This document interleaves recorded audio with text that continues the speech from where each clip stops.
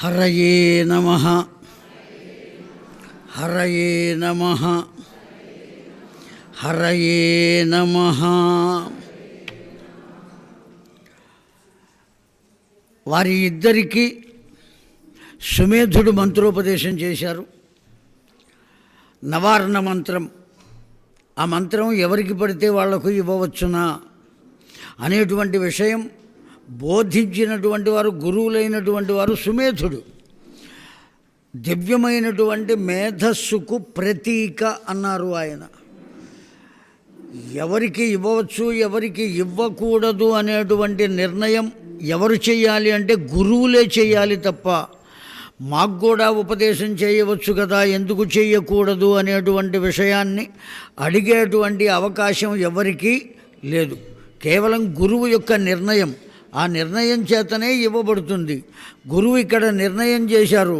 అతడు వైశ్యుడైనప్పటికీ, ఇతడు క్షత్రియుడైనప్పటికీ ఇంకొక ధర్మం కూడా చెప్పబడింది. క్షత్రియ, బ్రాహ్మణ, క్షత్రియ, వైశ్యులకు ముగ్గురకు కూడా ఉపనయన అర్హత ఉన్నది. వాళ్ళు కూడా ఉపనయనం చేసుకుని తీరవలసిందే. ఏ వయస్సులో చేయాలి?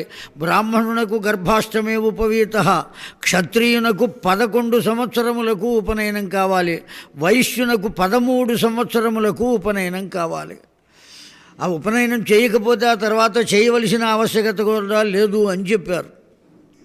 కనుక ఉపనయన అర్హత ఎవరికి ఉన్నదో వాళ్ళు ఉపదేశం పొందేటువంటి అర్హత కూడా ఉన్నది. కనుక ఇటు సురధునకు అటు సమాధికి కూడా మంత్రోపదేశం చేశారు. జపం చెయ్యమన్నారండి. సురధో యావంహ దస్యు పీడితాభవన్ ప్రాప్తోసి గతం జపం మంత్రిభి పరివంచిత సుఖేన పరిహరిష్యామో అవనేత్రాహ శుభపాదపే. దివ్యమైనటువంటి జపం చేస్తున్నాడు. ఈ రాజ్యం కానీ, ఈ యుద్ధాలు కానీ, ఈ అపజయాలు కానీ ఇవేవి అతడి మదిలో లేకుండా చేసుకున్నాడు. కేవలం ఆ అమ్మవారి యందు దృష్టిని ఉంచి జపం చేస్తున్నారు. ఇక సమాధి సంగతి చెప్పనే అక్కర్లేదు. అతడి పేరే సమాధి అని చెప్పుకున్నాం. ఆ స్థితిలో అతడు జపం చేస్తున్నాడండి. దివ్యమైనటువంటి జపం నడుస్తున్నది. తపస్సు చెయ్యగా చెయ్యగా చెయ్యగా కొంతకాలానికి గురుదేవుడైనటువంటి అతడు ఆజ్ఞ ఇచ్చాడు. నాయనా, ఇప్పుడు మీరు క్షీరతర్పణం చేయండి, పాలతో తర్పణ చేయండి అన్నాడు. హితకారీ వరక శతద్రు క్షీరతర్పణే సుహృదకుత తస్మాస్థిరం మనఃకృత్వ విహరస్వమయా సహా. ఎప్పుడైతే చేయవలసిన విధానంలో మనం చేస్తామో దానికి కావలసినటువంటి ఫలితాలను కూడా ఆ విధంగా మనం దివ్యంగా పొందుతాం. అందువల్ల క్షీరతర్పణం చేయండి. తర్పణ చేశారండి. ఆ తర్వాత హోమం చేయండి. హోమం చేస్తున్నారు. చండీ సప్తశతి అనేటువంటి గ్రంథాన్ని ఆధారంగా చేసుకుని 7 మంత్రములు, 700 మంత్రాలు, ఆ మంత్రములతో హవనం చేస్తున్నారు. స్వాహాదేవి, స్వధాదేవి అని 2 దేవతలు. స్వధాదేవి అనేటువంటి ఆమె పితృదేవతల యొక్క ఆశీర్వచనం పొందడానికి మనకు మార్గదర్శిగా ఉంటుంది.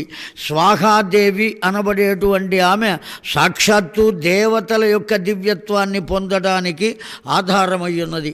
ఆ స్వాహాదేవిని ఆధారంగా చేసుకుని స్వాహాకారములతో చేస్తున్నారండి. హోమం చేస్తున్నారా? ఈ సమాధి అనబడేటువంటి వాడికి మమాపి ఏతద్దుఃఖం దునోతి కిల మానసం పృచ్ఛావో అద్య శాంతం శోకనాశనమౌషధం.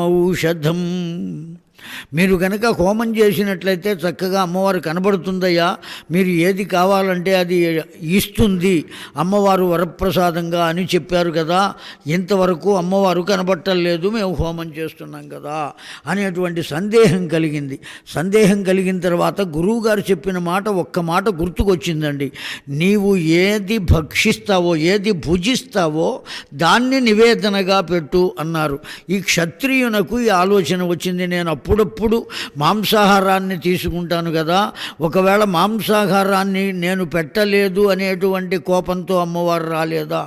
అమ్మవారికి అసలు కోపం ఉంటుందా అండి? ఉండాలి, ఉంటుంది అని ఎప్పుడైతే అనుకున్నామో మనం అమ్మవారిని తలుసుకోవటం లేదు అని అర్థం. అసలు అక్కడ కోపము, ఆగ్రహము, చిరాకు, పరాకు ఇటువంటి ఉండేటువంటి అవకాశమే లేదు. అంత అంతటా మొత్తం అంతా కూడా ఏముంటుంది అంటే ప్రేమ అనబడే 2 అక్షరాలు తప్ప ఇంకొకటి ఉండే అవకాశం లేదు అమ్మవారి దగ్గర. అక్కడికి ఎటువంటి వాడు వెళ్ళిన వాడు దుర్మార్గుడు కావచ్చు, సన్మార్గుడు కావచ్చు, పండితుడు కావచ్చు, అపండితుడు కావచ్చు, జ్ఞాని కావచ్చు, అజ్ఞాని కావచ్చు, ఎవరైనప్పటికీ కూడా అతన్ని ఒళ్ళోకి తీసుకుని వాడికి కావలసింది అందించేటువంటి ప్రేమతత్వం ఒక్క తల్లి దగ్గర మాత్రమే ఉంటుంది, తండ్రి దగ్గర ఉండదండి. ఆ విషయం అమ్మ అయితే అంత తేలిగ్గా దగ్గరకు తీసుకుంటుంది. కనుక ఎందువల్ల కలగటం లేదు, మాంసాన్ని పెట్టాలా అనేటువంటి సందేహం కలిగి ఆ మాట సమాధి అనబడేటువంటి ఆ వైశ్యంతో చెప్పాడండి. మారు ఆలోచించకుండా వైశ్యుడు తన దేహాన్ని ఆ కండలు ముక్కలు చేసి స్వాహాకారంతో సమర్పిస్తున్నాడు. ఇప్పుడు ఎవరు? ఆ వైశ్యుడు కూడా. ఎప్పుడైతే ఆ సమాధి అనబడే ఇది పృష్ఠతస్తథా రాజ్ఞా సుమేధక తథా సమాధి మునిసత్తమహావువాచతం పరం జ్ఞానం శోకమోహ వినాశనం. ఇంకొక ఆలోచన లేకుండా శరీరం యొక్క కండలను చీల్చి ఆ ముక్కలు రక్తసిక్తమైనటువంటివి హోమం చేస్తున్నాడు. ఎప్పుడైతే ఒక్కసారి స్వాహాకారం చెప్పివేశాడో వెంటనే అమ్మవారు వచ్చిందండి. ఏమాత్రం ఆలస్యం చేయకుండా ప్రత్యక్షమయ్యింది. చాలా దివ్యంగా ఏవం ప్రమదావనౌ తథా ఋషయ ప్రతితృప్తతా భవంతే వాంఛితం వరయమీప్సితం. నాయనా, ఇంత ప్రయత్నం చేయమాకండిరా, ఆగండి, మీకేం కావాలో చెప్పండి, ఇస్తాను. సురధుడు అనబడేటువంటి ఆ రాజు వైపుకు తిరిగి అడిగింది అమ్మవారు. ఎప్పుడైతే అడిగిందో వెంటనే అతడు ఏమడిగాడో తెలుసునా అండి? కనబడింది ఎవరు? సాక్షాత్తు అమ్మవారే, జగన్మాత కనబడింది. తనకు ప్రత్యక్షంగా వచ్చి నిలబడింది, చిరునవ్వులు నవ్వుతూ, చక్కని పట్టుచీర కట్టి దివ్యమంగళ రూపంతో అలా నిలబడి, నాన్న నీకేం కావాలరా అంటే అతడు ఏమడిగాడు అంటే, పోయిన నా రాజ్యాన్ని నాకు ఇయ్య తల్లి అన్నాడు. చిరునవ్వు నవ్వుకున్నది. నీ రాజ్యం మళ్ళీ నీకు వస్తుంది నాన్న.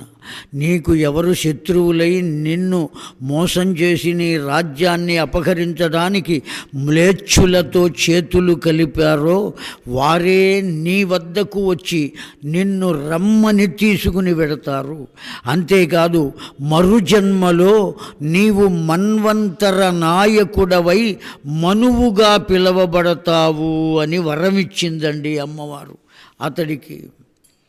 కనుక అంత దివ్యమైనటువంటి వరం, సామాన్యమైనటువంటి వరమా అండి అది?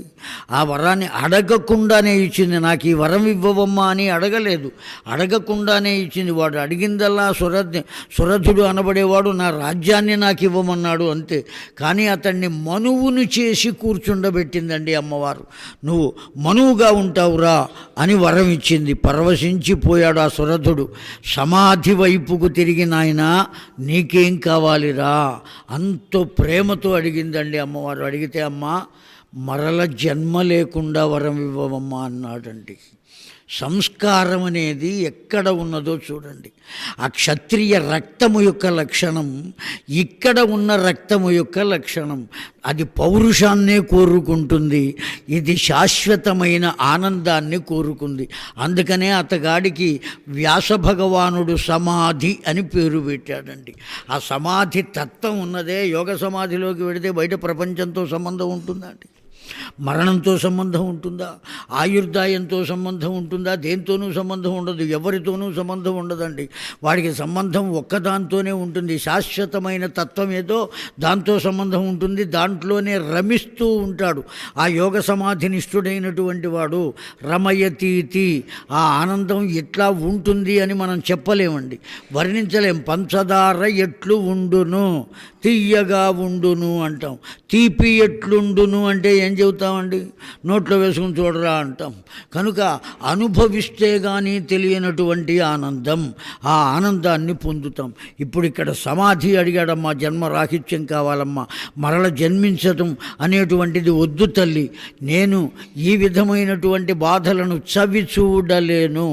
నా వారైనటువంటి వారే నన్ను మోసం చేయుట, వారి కొరకు నేను అమాయకంగా నానా కష్టాలు పడి సంపాదించి వాళ్ళకి అప్పచెప్పుట, చిట్ట చివరికి ఏం చేస్తారు చెబుతారండి, ఎంత సంపాదించినా అదంతా తన ఇంట పుట్టిన వారికి కొంతమంది అప్పగించకుండానే వెళ్ళేవాళ్ళు ఉన్నారు, కొంతమంది ముందే వీలునామా రాసి పెట్టేటువంటి వాళ్ళు ఉన్నారు. ఒకవేళ రాయకపోతే నువ్వు ఎప్పుడు పోతావో తెలియదు, ముందు రాయవయ్యా అని అడిగే కొడుకులు ఉన్నారు, అడిగే భార్యలు ఉన్నారు. కేవలం పిల్లలకైనా నా పేరుతో కూడా కొంత పెట్టాలి అని అడిగే భార్యలు ఉన్నారండి. ఒకవేళ నా పేరుతో లేకపోతే వాడు చూడకపోతే నేనేం చేయాలి? ఎవ్వరు చూచినా చూడకపోయినా మనలను చూచేవాడు భగవంతుడే. వాడు ఉన్నప్పుడు కూడా మనల్ని చూచేవాడు భగవంతుడేనండి. వాళ్ళేదో మనల్ని చూస్తున్నారు అనుకోవటం భ్రమ అనబడినటువంటి విషయం. ఎవరిని చూడలేరు. మాతా నాస్తి, పితా నాస్తి, నాస్తి బంధు సహోదర. వీళ్ళెవ్వరూ ఎవ్వరికి ఏమీ కారండి. ఒకవేళ అన్నారు అనుకున్నా ఎంతవరకు అతడు తండ్రి, ఎంతవరకు ఆమె తల్లి, ఎంతవరకు మనము పిల్లలం. మనకు కలిగిన పిల్లలు కూడా కొడుకు, నా కొడుకు, మా అమ్మాయి అని పరిచయాలు చేస్తూ ఉంటామా? ఎంతవరకు అండి? మనం ఉన్నంతవరకే, లేదా వాళ్ళు ఉన్నంతవరకే. వాళ్ళు మనము ఉన్నా కూడా ఒకవేళ మన దగ్గర ఎర్రని ఆగాని పైస కూడా లేకపోతే ఈయన ఎవరు అంటే మా ఇంట్లో పనిచేసే మనిషి అని చెబుతారు తప్ప ఇతడు నావాడు అని చెప్పరు. అటువంటి స్థితి ఉంటుందమ్మా మానవ మస్తిష్కము యొక్క యోగం అటువంటిది. ఈ వైశ్యుడు సమాధి అనబడేవాడు ఏమడిగాడండి? ఎంత దివ్యమైన వరం అడిగాడు అమ్మవారిని. పరవశించిపోయింది అమ్మవారు. ఆ వైశ్యుణ్ణి అలా దగ్గరకు తీసుకుని తాను ఎక్కడ నిలబడి ఉన్నదో అక్కడ కూర్చుని తన ఒడిలో కూర్చోబెట్టుకున్నదటండి అమ్మవారు.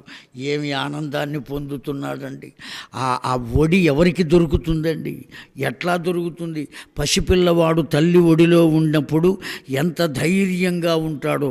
అంతేకాదు ఆడుకోవడానికి వెళ్ళే వయస్సులో కూడా ఎవరైనా ఒకటి కొడితే వాడు ఎవరికి చెబుతానని చెబుతాడండి? మా అమ్మకి చెబుతా అంటాడు, నాన్నకి చెబుతాను అంటండి వాడు. అమ్మ మీద అంత నమ్మకం వాడికి.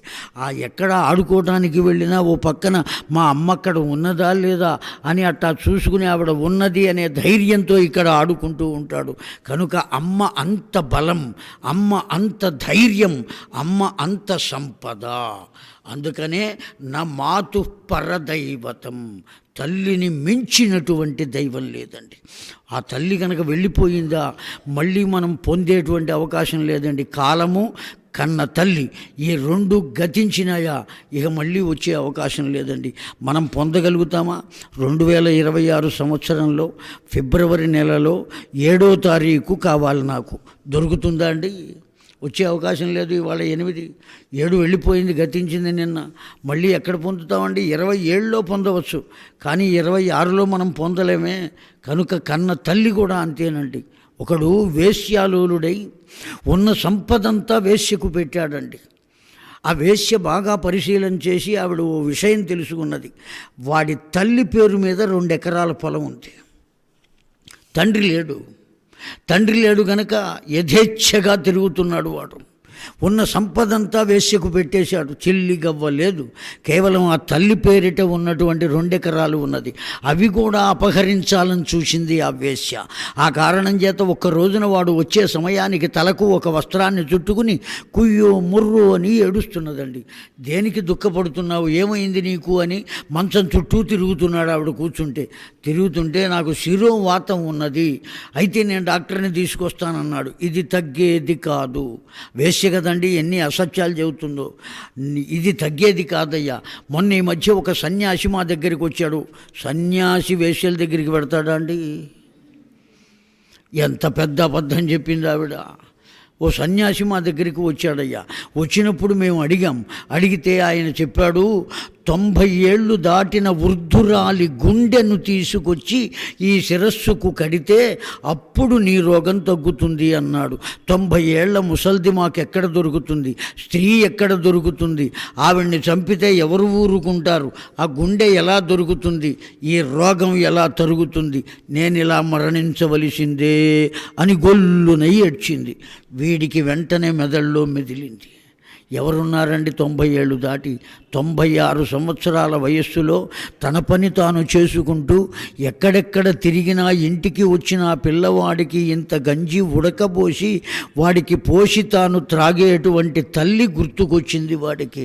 ఆ గుర్తుకొచ్చిన వాడు వెళ్ళాడు, కత్తి తీసుకున్నాడు, గుండెలు చీల్చేశాడు, పేగులు వేరు చేశాడు, ఆ గుండెను తీసుకున్నాడండి. ఆ నెత్తురు మోచేతుల నుంచి అలా కిందికి కారుతూనే ఉంది. అప్పుడే తీశాడేమో, వెచ్చని నెత్తురు కారుతోందేమో, ఆ గుండె ఇంకా అలా కదులుతోందండి, కొద్దిగా కదులుతోంది. ఆ గుండెని అలా పట్టుకున్నాడు. ఆ పట్టుకున్నటువంటి వాడు పరుగు పెట్టాడు ఆ వేశ్య దగ్గరికి. తీసుకువచ్చి వెంటనే ఆ శిరస్సుకు కడితే ఆ రోగం పోవాలి, ఆవిడ ఆనందంగా ఉండాలి. అది వీడి ఆనందం. తల్లి గుర్తు రాలేదండి. ఆ తల్లినే సంహరించాడు, గుండె పీక్కుని వెళ్ళాడు. తీరా వీడు అక్కడికి వెళ్ళేటప్పటికీ వీడి వంటి వాడు ఇంకొకడు ఆ వేశ్య వద్ద ఉన్నాడు. కంగారు పడ్డాడు, గుమ్మం తగిలింది, బోర్ల బొక్కల కింద పడ్డాడండి. చేత ఉన్న గుండె జారి అల్లంత దూరం పడితే ఆ గుండె కదిలి మాట్లాడిందిట వాడితో. ఏమన్నదో తెలుసునా? నన్నెందుకు చంపావురా అని అడగలేదండి, నా దెబ్బ తగిలిందా అని అడిగిందటండి ఆ తల్లి గుండె. ఏమి తల్లి అండి, దెబ్బ తగిలిందా? నువ్వు ఇంటికి వెడితే నీకు అన్నం ఎవరు పెడతారా? వాడి అన్నాన్ని గురించి ఆలోచించింది, వాడి దెబ్బను గురించి ఆలోచించింది. నన్ను ఎందుకు చంపావురా అని అడగలేదండి. ఆ తల్లి అనబడే పదార్థం అంత గొప్పది. భగవంతుడు మనకిచ్చిన వరం అండి, మాతృదేవత. అంత గొప్ప వరం ఇంకా ఎవరు పొందగలుగుతారు? ఎవరు ఆనందం పొందగలుగుతారు ఆ తల్లి ద్వారా? కనుక అటువంటి మాతృత్వాన్ని ఎవరికి అందించింది? సాక్షాత్తు జగన్మాత అమ్మలగన్నయమ్మ, ముగురమ్మల మూలపుటమ్మ, చాన పెద్దమ్మ, సురారులమ్మ, కడుపారడి పుచ్చినయమ్మ. ఆ తల్లి ఎవరికి ఇచ్చింది అంటే, ఇంత రాజ్యాన్ని అడిగిన సురధునకు ఇవ్వలేదండి. జన్మ రాహిత్యాన్ని కోరుకున్న సమాధిని తన ఒడిలో కూర్చోబెట్టుకున్నది. ప్రమాణం వేవ చక్కార్యం త్యక్వా వాదం నిరర్ధకం మధ్యస్థ సర్వదా కార్యో వివాదేస్మిన్ ద్వయోరిగా. నాయనా, నీకు మరల జన్మ లేదురా. ఎప్పుడు నేను ఒడిలోకి తీసుకున్నానో నేనే నీవు, నీవే నేను. నాకు ఎలా అయితే జనన మరణములు లేవో నీకు కూడా లేవు. కనుక అమ్మను మనం ఎప్పటికీ ఏం కోరాలో మనకు ఎవరు నేర్పారండి? సాక్షాత్తు సమాధి అనబడేవాడు నేర్పాడు. ఆ పూజా విధానం, ఏ విధంగా పూజ చేయాలో గురువులు చెబితే ఆ విధానాన్ని అనుసరించి తూచా తప్పకుండా దాన్ని అనుసరించి ఆచరించినటువంటి సమాధి కానీ, సురధుడు కానీ, ఆ సురధుని యొక్క సంస్కారం ఎంతవరకు నిలబడింది అంటే, ఎన్ని పూజలు చేసినా, ఎంత జపం చేసినా, క్షీరతర్పణం చేసినా, ఏం చేసినప్పటికీ కూడా సాధారణమైనటువంటి రాజ్యప్రాప్తిని పొందాడే కానీ మోక్షాన్ని పొందలేకపోయాడు. కనుక ఏమర్థమైంది మనకు అంటే, చెబుతున్నాడండి, వైశ్యోత్తమో త్వమేవాద్యసరా ఏవత్ కథాపాతం జన్మరాఖిత్యం మాయాం సృష్టి సంహారకారిణీం సర్వయోగాత్మన్యస్తం భవిష్యసి గృహే తథా వాంఛితం నశ్యతివా వినశ్యతివా. దేన్ని మనం కోరుకుంటామో దాన్నే అమ్మవారు మనకు ఇస్తుందండి. ఫలానాది మాత్రమే అమ్మవారు ఇస్తుంది అని చెప్పలేం. దేన్ని మనం కోరుకుంటున్నామో దాన్ని ఇస్తుంది అమ్మవారు. ఏం కోరుకోవాలి అనేటువంటిది మన సంస్కారం మీద ఆధారపడి ఉంటుంది. ఆ సంస్కారం దేనివల్ల వస్తుంది అంటే, గురుదేవుల ఆశీర్వచనం వల్ల వస్తుంది. నగురోరధికం నగురోరధికం నగురోరధికం. ఎవరు చెప్పారు ఈ మాట అంటే, మల్లికార్జునుడే చెప్పాడండి. శివశాసనత అని చెప్పారు. ఆ గురుదేవుని యొక్క ఆ జన్మ రహస్యాన్ని, ఆ గురుదేవుని యొక్క దివ్యమైన తత్వాన్ని పార్వతీదేవిని కూర్చుండ ముందబెట్టి బోధించాడండి. ఆ బోధించినటువంటి గ్రంథంలో చెప్పబడినట్టు మాట, ఓ పార్వతి, నాకన్నా గురువులు గొప్పవాళ్ళు. ఎందుకు గొప్పవాళ్ళు అంటే నన్ను చూపించేది గురువులే. ఆ గురువు యొక్క అనుగ్రహం లేకపోతే ఒక విద్యార్థికి నేను దర్శనమిచ్చే అవకాశం లేదు. ఆ గురువు ద్వారానే రావలే అని చెప్పారు. ఆ కారణం చేత ఆ గురువైనటువంటి సుమేధుడు అనబడే వాని యొక్క దివ్యమైనటువంటి మంత్రోపదేశం చేత ఈ సురధుడు సమాధి కూడా ఓ దివ్యమైనటువంటి స్థితిని పొందారయ్యా. ఈ విధమైనటువంటి ఆలోచనే కనుక లేకపోతే వీరిద్దరిలో కూడా ఎంత తేడా ఉన్నది అంటే, అహంకార మమకారములు వదలలేని సురధుడు రాజ్యాన్ని పొందాడు, మనువు అయ్యాడు. వీటిని వదులుకోగలిగిన సమాధి జన్మరాహిత్యాన్నే పొందాడు. అతడు సుఖపడ్డాడా ఇతడు సుఖపడ్డాడా అంటే ఇద్దరిలోనూ ఆనందాన్ని పొందినవాడు సమాధి మరల ఈ జీవితపు లంపటములో ప్రవేశించినటువంటి వాడు సురధుడు. అందువల్లనే మనం దేన్ని అనుసరించి వెళ్ళాలి. ఒకానొక దివ్యమైనటువంటి తత్వాన్ని నేను నీకు తెలియజేస్తున్నా, జాగ్రత్తగా వినవయ్యా అని చెప్పాడండి. ఇప్పుడు మళ్ళీ వ్యాస భగవానుడు చెబుతున్నాడు. ఏమంటున్నాడు అంటే, వృత్రాసురైతి ఖ్యాతో వీర్యవాన్ త్వశ్చురా ఆత్మజ స కథన్నిహత సంఖ్యేవాసవేన మహాత్మనా. నీకు చరిత్ర చెబుతున్నా, జాగ్రత్తగా వినవయ్యా. వృత్రాసురుడు అనబడేటువంటి వాడు ఒకడున్నాడు. వాస్తవానికి అతడు బ్రాహ్మణుడే. ఎవరి పిల్లవాడండి? జాగ్రత్తగా వింటున్నావు కదా, నేను కథ చెబుతా విను. ఒకానొక సందర్భంలో దేవలోకంలో ఓ సభ జరిగింది. ఆ సభ జరిగితే సభకు అధ్యక్షులు ఎవరయ్యా అంటే బృహస్పతి, దేవగురువు అయినటువంటి వాడు అధ్యక్షుడు. అధ్యక్షుడు అనబడేటువంటి వాడు ముందు ఉపన్యాసకుల కన్నా ముందు వచ్చి కూర్చోవాలి. కూర్చుని ఎవరిని ముందు పిలవాలి, ఎవరిని తర్వాత పిలవాలి. ఎందుకంటే ఈ వచ్చిన వాళ్ళల్లో నన్ను ముందు పిలవకుండా ఆయన్ని ముందెందుకు పిలిచాడు అనుకునే వాళ్ళు కూడా ఉండవచ్చు. అందువల్ల ఎవరెవరి ప్రయారిటీ ఎట్లా ఉన్నది, వాళ్ళ విద్యా విధానం ఎలా ఉన్నది, ఎవరితో మాట్లాడించాలి, ఎవరితో మాట్లాడించకూడదు. కొంతమంది అసలు అధ్యక్షుడిగా ఎవరిని కూర్చోబెడతారో తెలుసురా? ఎక్కువగా మాట్లాడేవాడిని అధ్యక్షుడిగా కూర్చోబెడతారు. ఎందుకు అంటే వాడేం మాట్లాడేక అధ్యక్షుడిగా ఉన్న తర్వాత మాట్లాడే అవకాశం లేదు. వారు మాట్లాడతారు, వీరు మాట్లాడతారు అని చెప్పడం తప్ప వాడు చూస్తూ కూర్చుంటాడు అంతే. అందుకని ఎక్కువగా మాట్లాడేవాడిని ముందు అధ్యక్షుడిగా పెడతాడు. వీడు అనవసరంగా సమయాన్ని మింగేస్తాడు అని.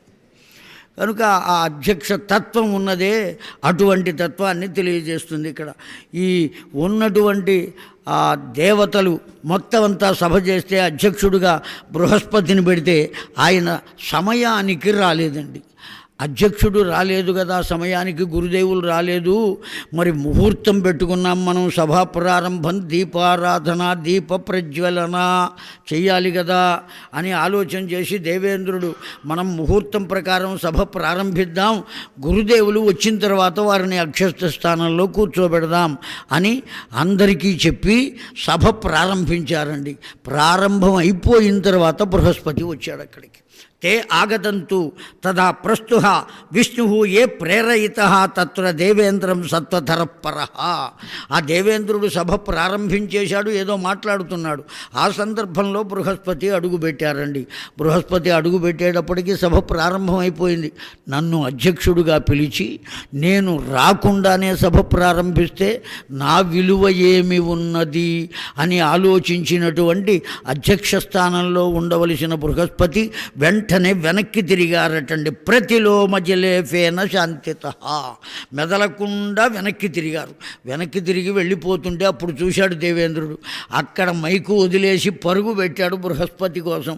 అయ్యా మిమ్మల్ని మేము చూడలేదు, దర్శించలేదు, ఏమనుకోమాకండి, సభ ప్రారంభించాం, ముహూర్తం మీరే పెట్టారు కదా, ఆ ముహూర్త సమయంలో ప్రారంభించాలి అనేటువంటి ఆలోచనతో చేశాం, మీరు అన్యథా భావించవద్దు, దయచేసి రండి. మహంతోపి మోహేన వంచిత పాపబుద్ధయ అన్యాయావర్తితో అన్యర్థం భవంతి ఏవత్ మయా సత్తమో ప్రభవతు తే గురూణాం.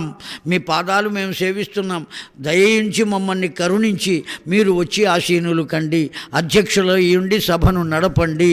వెంటనే ఏమన్నాడో తెలుసునండి బృహస్పతి, నావంతే పురుష నా ప్రవర్తతే తస్యోయో రూప నవైవం గురురుత్తమం మామేవం కర్తుమర్హసి నాణ్యేవ విధాయసే. నేను మీకు గురువుని కాదు, మీరు నాకు శిష్యులు కాదు, ఇక నుంచి దేవలోకానికి నాకు సంబంధము లేదు అని వెళ్ళిపోయాడండి ఆ బృహస్పతి. ఇప్పుడు ఏం చేయాలి వాళ్ళు? ఎవరో ఒకళ్ళు గురువులు కావాలి. ఆనాటికి ఎట్లాగో సభ ముగిసింది. ముగిసిన తర్వాత ఏతత్ అమృతం దేవాస్తుదా సద్వై సర్వై దేవానాం గంతవ్యం తథా బ్రహ్మ విచికిత్సయా తథా ఇహే హిరణ్యగర్భానుకల్పయంతు. ఆ బ్రహ్మదేవుని వద్దకు వెళ్ళారండి సత్యలోకానికి. అయ్యా ఇలా జరిగింది, మేము ఇంత పొరపాటు చేశాం, బృహస్పతుల వారికి ఆగ్రహం కలిగింది, మీరు చెప్పి అయినా మరల వారిని గురువుగా మాకు అందించవలే. ఎప్పుడైతే ఆ మాట చెప్పారో చిరునవ్వు నవ్వాడు ఆ బ్రహ్మదేవుడు, సత్యలోకవాసి. చిరునవ్వు నవ్విన ఆయన, ఇప్పుడు నేను వెళ్ళి చెప్పినా నా మాట కూడా వినడు బృహస్పతి, సామాన్యమైన వాడు కాదయ్యా, అటువంటి వాడితో పెట్టుకున్నారు మీరు. ఇప్పుడు నేను వెళ్ళాననుకో, చెప్పాననుకో, నా మాట కూడా వినకపోతే బ్రహ్మదేవునికి కూడా వినలేదు అంటే నా పరువు ఏం కావాలి? అందుకోసమని నేను రాను.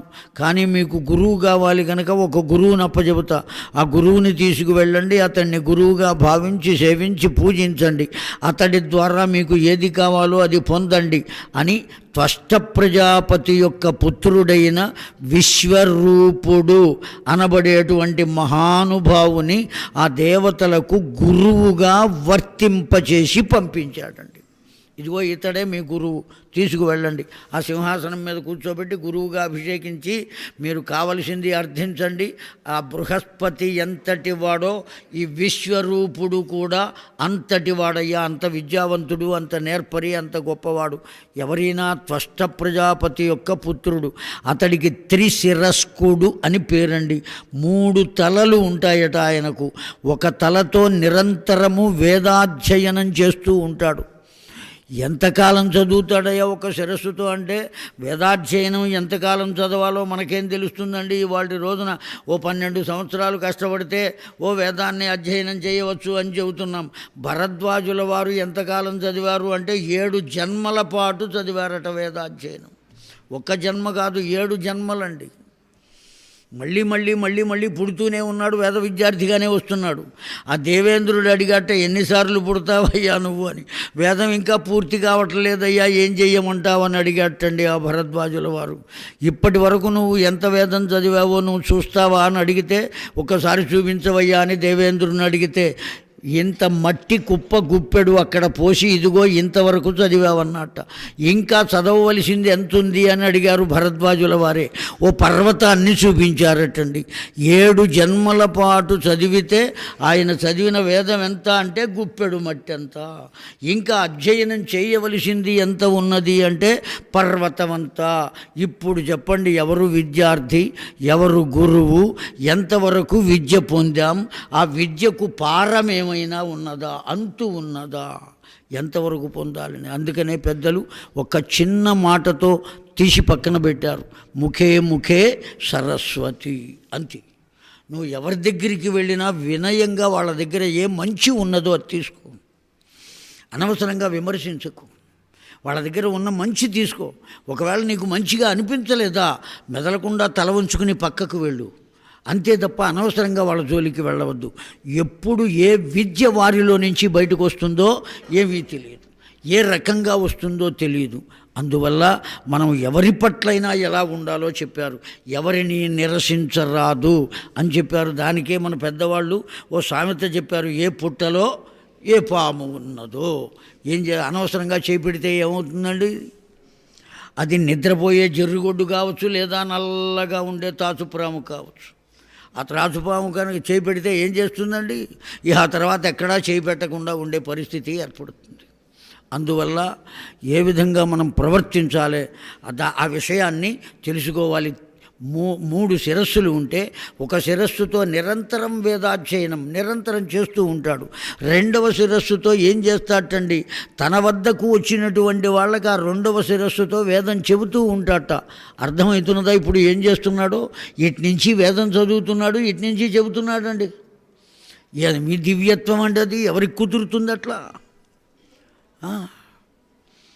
కనుక ఒక శిరస్సుతో వేదము అధ్యయనం చేయడం, ఒక శిరస్సుతో వేదం అధ్యాపనం చేయించటం, మూడవ శిరస్సుతో లోకాలనన్నిటినీ చూస్తూ ఉంటాడటండి.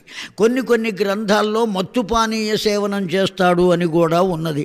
పాఠాంతరాలు అనేకమైన గ్రంథాలు అనేక రకాలుగా ఎవరో చొప్పించి ఉంటారు ఇటువంటివన్నీ.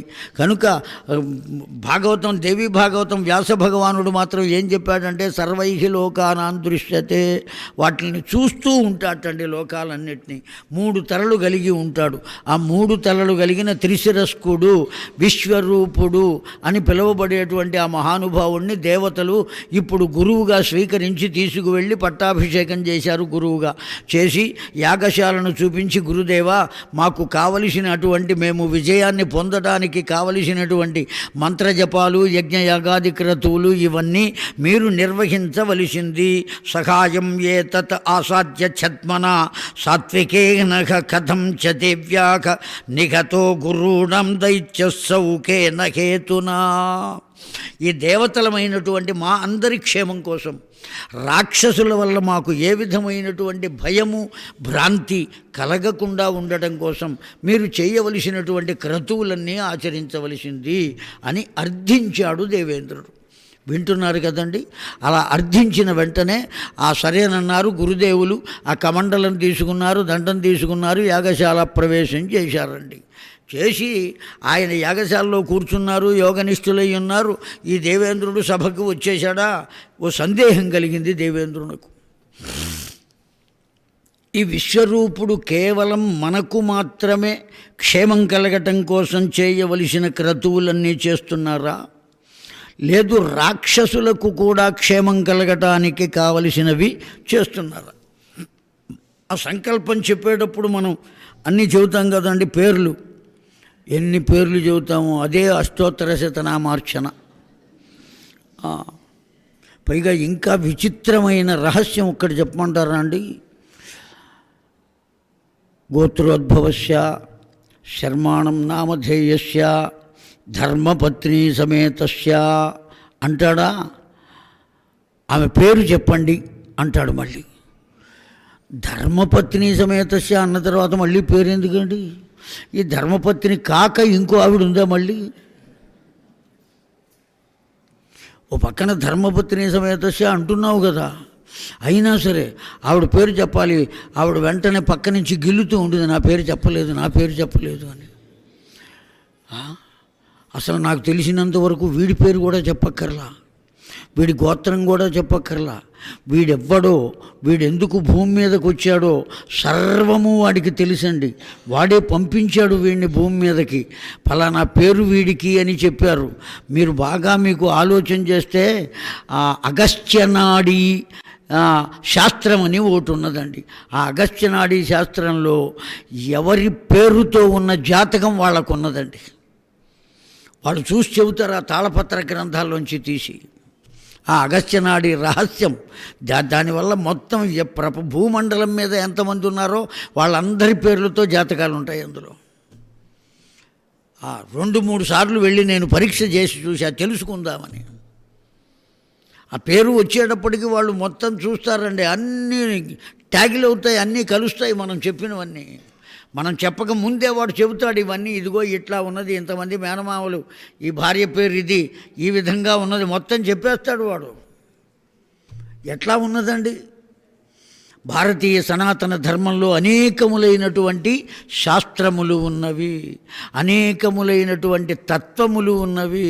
అవన్నీ అసత్యము అనుకుని భ్రమలో పడి ఏదో మనము సాధించాము, అధునాతనమైన స్థితిలో ఉన్నాము అని పైశాచిక ఆనందాన్ని పొందుతున్నామే తప్ప పరిశుభ్రమైన యోగాన్ని పొందలేకపోతున్నాం మనం. కనుక బయటపడాలి దాని నుంచి.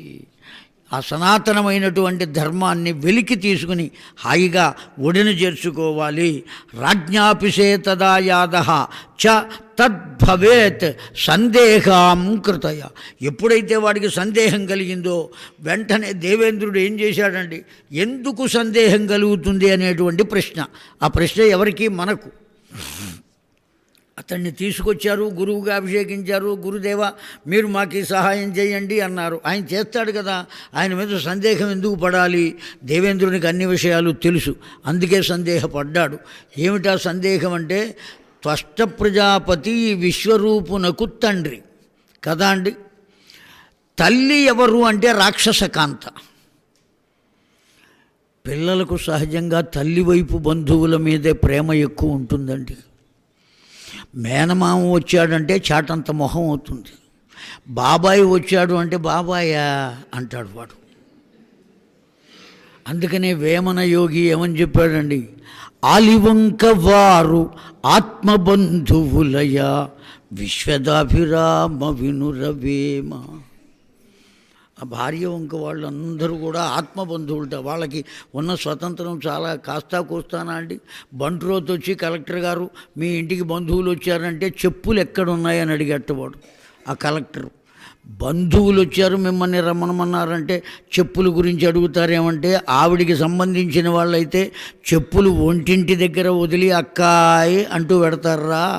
నాకు సంబంధించిన వాళ్ళైతే గేటు దగ్గరే చెప్పులు పెట్టి అక్కడ నుంచుంటారు. ఆ చెప్పులు గేటు దగ్గర ఉంటే నేను వెళ్ళాలి, లోపల ఉంటే నేను వెళ్ళక్కర్లేదు, ఆవిడ చూసుకుంటుంది అన్నాడు. కనుక అంత స్వతంత్రం ఉంటుంది వాళ్ళకు. ఆ విధమైనటువంటి స్వతంత్రం వల్ల ఎవరిని చూస్తారు? ఇప్పుడు తల్లి ఎవరయ్యా అంటే రాక్షసకాంత, తండ్రి ఎవరయ్యా అంటే దేవతలలో ఒకడు బ్రాహ్మణుడు, బ్రహ్మమానస పుత్రుడు త్వష్ట ప్రజాపతి. ఆ ప్రజాపతి యొక్క కర్తవ్యం ఏమయ్యా అంటే, భూలోకంలో ఉన్న మానవ జాతిలో ఇదిగో ఈ పిల్లవాడికి సంబంధించినది, వివాహము వీరి ఇద్దరికి అని నిర్ణయం చేసేవాడు దేవలోకంలో త్వష్ట ప్రజాపతి. ఆ త్వష్ట ప్రజాపతికి కూడా వివాహ కార్యక్రమంలో పూజ జరుగుతుందండి. నీవు చెప్పినట్టుగానే మేము ఈ పూజ ఈ విధంగా ఈ పిల్లని ఇక్కడ అప్పచెప్పామయ్యా అని ఓ కాడివాడి నెత్తి మీద పెట్టి దాంట్లో నుంచి ఓ దర్భపుల్లను ఉంచి ఆ నీళ్లు ఆ మాడు మీద పడేటట్టుగా చేసి అర్చన చేస్తారు. త్వష్ట ప్రజాపతి అర్చన అది. ఆ త్వష్ట ప్రజాపతిని అర్చించి నీవు చెప్పినట్టుగానే చేస్తున్నాము అని ఆ త్వష్ట ప్రజాపతికి ఆనందం కలిగిస్తారు. ఆ వివాహ సందర్భంలో అనేకములైన విశేషాలు ఉన్నాయి. ఈ సంస్కారములలో తెలుసుకుని చేస్తే ఆనందం, తెలియకుండా చేస్తే వెర్రితనం, అంతే. కనుక ఆ విధంగా ఇతడు తల్లివైపు వాళ్ళు రాక్షసులు గనుక అనే ఆ సందేహంతో ఆ దేవేంద్రుడు కుమ్మరి పురుగుగా మారాడండి. మారి యాగశాలలో ప్రవేశించాడు. వ్యాఖ్యాతలు ఏమన్నారంటే, తను ఎవరినైతే గురువుగా తెచ్చుకుని పెట్టుకున్నాడో ఆ గురువు పట్ల సందేహము కలిగింది గనుక 3 లోకములను పరిపాలించే దేవేంద్రుడు జయంతము అనే సింహాసనం మీద కూర్చుని హాయిగా పరిపాలన చేస్తూ రంభాది అప్సరసలు నాట్యం చేస్తే చూస్తూ అమృతపానం చేయవలసినటువంటి వాడు కుమ్మరి పురుగై ఉండవలసిన స్థితి కలిగింది. దేనివల్ల? గురువుగా ఎవరిని భావించావో వారి పట్ల సందేహము కలిగినందువల్ల. కనుక గురువు పట్ల ఎటువంటి సందేహము ఉండరాదు. ఉంటే ఏమవుతావు? ఆ దేవేంద్రుడు కుమ్మరి పురుగైనట్టుగా మనం కూడా గతి పడుతుంది మనకు. గురువు అనుకున్నామా, ఆ గురువుని ఏ విధంగానూ సందేహించకూడదండి. గుశబ్దస్య అంధకార ఋషబ్దస్య తన్నిరోధక అంధకార నిరోధిత్వాద్ గురురిత్యభిధీయతే అని శాస్త్రం చెబుతున్నది. గు అంటే అజ్ఞానము అనే చీకటి, రు అంటే ఆ అజ్ఞానాన్ని పోగొట్టేటువంటి వాడు, గురుహు అంటే అజ్ఞానమును పోగొట్టి జ్ఞానజ్యోతిని వెలిగించేటువంటి వాడు. ప్రతి వాణ్ణి గురువు గురువు గురువు గురువు అంటే ఏమని చెప్పాలి? ఆ గురువు యొక్క స్థితి దిగజారిందా, వీడి స్థితి ఎగబాకిందా అనే ఆలోచన కలగాలి. కనుక ఎవరు పడితే వాళ్ళు గురువులు కాదు. ఇక్కడ గురువునే సందేహించాడు కనుకనే కుమ్మరి పురుగై లోపలికి వెళ్ళాడా. ఆ సంకల్పం చెప్పేటప్పుడు చెబుతున్నాడండి, తథా సర్వై దేవానాం రుచ్యతే శత్రుభాగ్యేన సర్వై దానవానాం అని చెబుతున్నాడండి. ఆ సంకల్పం చెప్పేటప్పుడు విశ్వరూపుడు రాక్షసులకు కూడా మేలు జరగవలే, దేవతలకు జరగాలి అని ముందు చెప్పాడు, రాక్షసులకు కూడా జరగవలే అని తర్వాత అన్నాడు. ఈ మాట ఎప్పుడైతే దేవేంద్రుడు విన్నాడో నిజ రూపాన్ని పొందాడండి. పొందినటువంటి వాడు వజ్రాయుధాన్ని తీసుకున్నాడా, 3 తలలు తెంపివేశాడండి, తుంచేశాడు. ఆ చెట్టు నుంచి పుష్పాన్ని తుంచినట్టే 3 తలలను తెగవేశాడు. 3 తలలు అలా నిర్జీవమై పడిపోయాడు. ఎవరు? విశ్వరూపుడు, త్రిశిరస్కుడు కింద పడిపోయాడండి. ఎప్పుడైతే కింద పడిపోయాడో ఒక్కసారి చూసుకున్నాడండి. చూస్తే ఏతతి యోనిషు సహస్రయోగేన తథా పశ్యతి జీవం అస్తు తాస్యతే. ఆ ముఖంలో ఇంకా కళ కనబడుతోందట. ఆ దేవేంద్రుడికి సందేహం వచ్చింది, ఈ ముఖం చూస్తే బ్రతికి ఉన్నట్టే కనబడుతున్నాడు, నా వజ్రపు దెబ్బ పనిచేయలేదా, ఈ వజ్రం ఇతడి పట్ల వజ్రాయుధం పనిచేయదా, ఏం చెయ్యాలి అని ఆలోచించి తనకు మిత్రుడు ఉన్నట్ట. ఆ మిత్రుడి దగ్గర గండ్ర గొడ్డలి ఉంటుంది ఆయుధంగా. అతన్ని పిలిచి ఈ 3 శిరస్సులను తెగవేయవయ్యా అని చెప్పాడండి. చెబితే అతడేమన్నాడు, దేవేంద్ర నీకేమైనా ఆలోచన ఉన్నదా, కస్తుతే జ్ఞానం భవిష్యతి పుణ్యం కరోత్యథా చ పాపచయం కరోతి మాయాగుణై అతిబలై వికలీకృతో యతు నజాతుమోఘం క్షుభితన్న రక్షమః. సామాన్యమైన మానవుడు కూడా చేయనటువంటి పని చేశావయ్యా నువ్వు. ఇంత దుర్మార్గం చేశావు, గురువుగా తీసుకొచ్చి కూర్చోబెట్టావా. అతడే బ్రాహ్మణుడా, త్వష్ట ప్రజాపతి కుమారుడా. ఇప్పుడు వజ్రాయుధంతో అతన్ని సంహరించి అతడు సంహరింపబడ్డాడా లేదా అనే అనుమానంతో నన్ను పిలిచి నన్ను కూడా అతడి 3 తలలు తెగవేయవయ్యా అని చెబుతున్నావు. ఈ పాపాన్ని నాకు కూడా కట్టబెట్టడానిక. ఇప్పుడు నీకు బ్రహ్మహత్యా పాతకం వచ్చింది. ఒకవేళ నీ కొరకు నేను ఈ పని చేశానే అనుకో, నాకు కలిగే లాభమేమి అడిగాడండి ఆ స్నేహితుడు. అడిగితే హవిర్భాగములు నీకు కూడా చెందేట్టు నేను చేస్తానన్నాడు. ఆ హవిర్భాగములను పొందుట కొరకు ఆశపడి గండ్రగొడ్డలితో ఆ 3 తలలు తెగవేస్తే ఒక తల నుంచి కలవింకములు అనే పక్షులు వచ్చినాయటండి. అవే పిచ్చుకలు. అవి బ్రహ్మ సృష్టి కాదు. ఎవరి సృష్టి నుంచి వచ్చినాయండి? విశ్వరూపుని తలను తీసివేయుట వల్ల దాని నుండి వచ్చినవి.